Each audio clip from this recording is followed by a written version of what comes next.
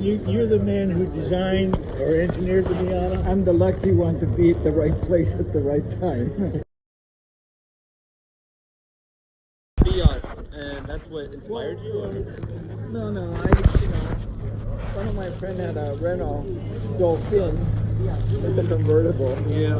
And I never really, drive it because it's in in Japan. And I would move to California. I said, this is LA. So I said, this is a place I should get a convertible. So the only thing I can afford to buy was a Fiat 850 Spider. Wow. And I had the rear engine in the back. Yeah. Wow. But, how was the like repairing it and stuff? Because I heard you have to fix it once in a while. all the gasket blown and a few other things, but yeah. But just the top was all broken up, and of course poor student, so I didn't fix it. I didn't need it. 10 rainy days a year in LA, so you can drive it pretty much all the time. Did Mazda choose you, or did you were you looking for a job and then you found Mazda? No, I was BMW. Okay. And my buddy got a job at Mazda US, the US Mazda. And he called me up and said, we're looking for designers and we needed your experience. But chairman wanted American, like, blonde hair, brown hair, blue eyes.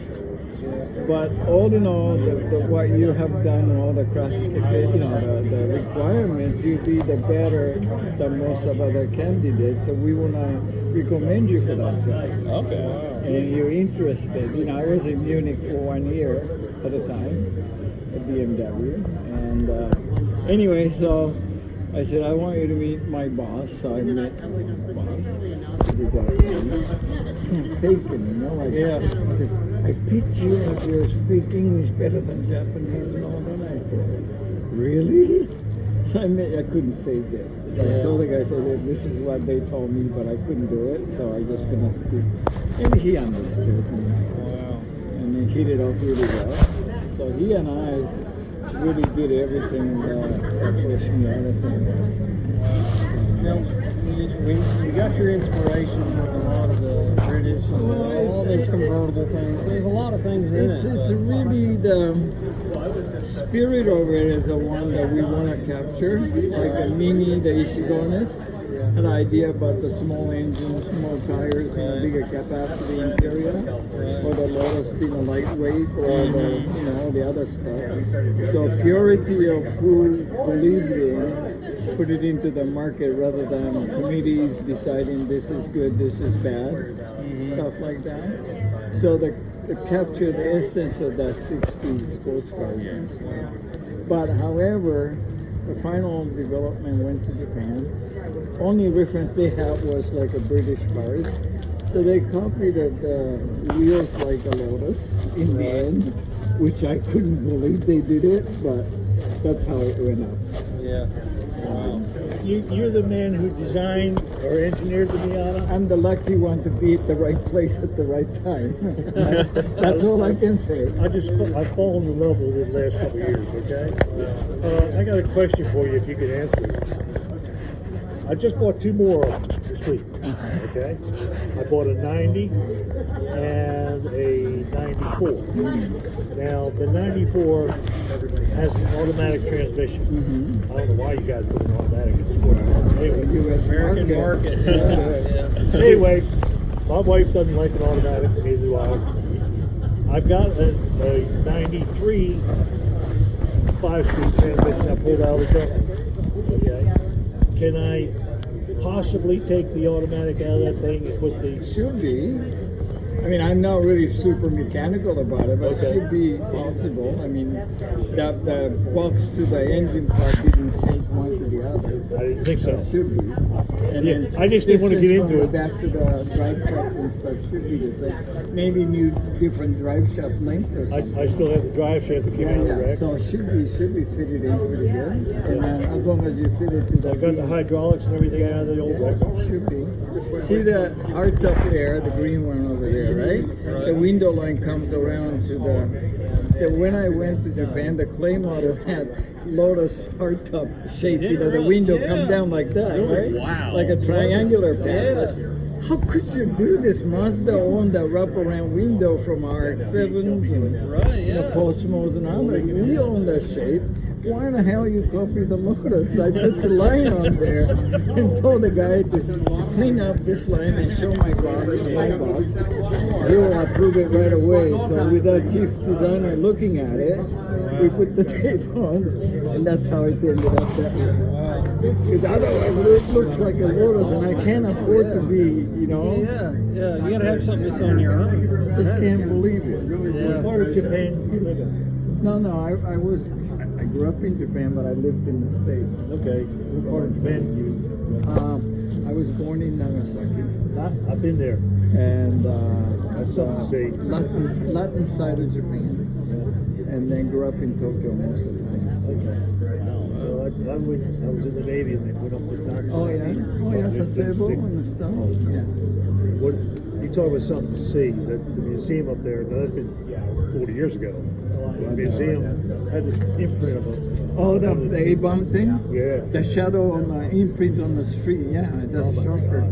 Yeah, that, and then all the bottles melted together, but the imprint is on the ground. Yeah, I saw all that. Yeah. It makes you... I wouldn't proud to be an American. Seeing you were from that way, I guess you lost loved ones in that. One of my uncles was right under the like epicenter of. But my grandma's house is, you know, the hill there, and the bombs that hit here. In the shadow of that hill, our house is right here. And the outside is all burned down or blown out, but just that little cast of a shadow area, the house was there. And all the glass was broken. Right. So you have to work with a, you know, like the Japanese wooden thing, geta, to walk around the house. Well, I love Japan. We pulled into Sasebo. Okay. We got on a train, took the road to Nagasaki. And it's a beautiful the rice patties and everything just laid out so perfectly. You know? Everything you do over there So in the Miata or Mazda world now, are you still part of Mazda? Or No, I left Mazda 17, 18 years ago. Yeah. So do you drive a Miata now? Okay. What year do you have? 96. I had a 90, the first one, and then I wanted to do a gray interior to match my gray hair. And so waited for the right color to come out. You don't do bald, do you? Huh? Yeah, I got tan skin. Well, that's another story. I don't go to that part. No, so I waited the dark blue come out in 96. So I switched the first blue to the dark blue so I can do the interior in a gray top. That's cool. Oh, wow. What why didn't they ever bring in the hard top Miatas, like the coupes, over to the US?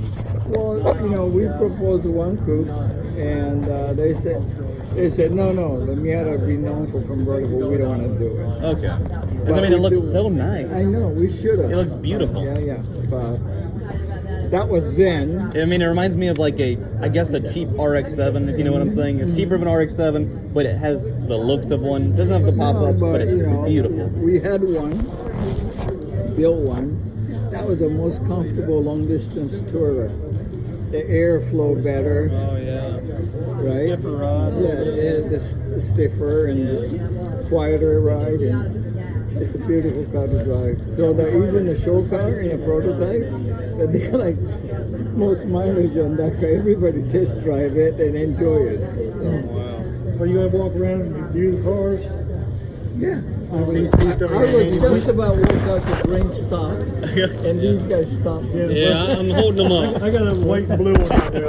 All right. Thank you. It was nice meeting you. So I'm pretty saddened by the news, but it is pretty cool that this one guy changed the car culture across the whole world, really. I mean, Miata is a well-known name now. Everybody knows what one looks like.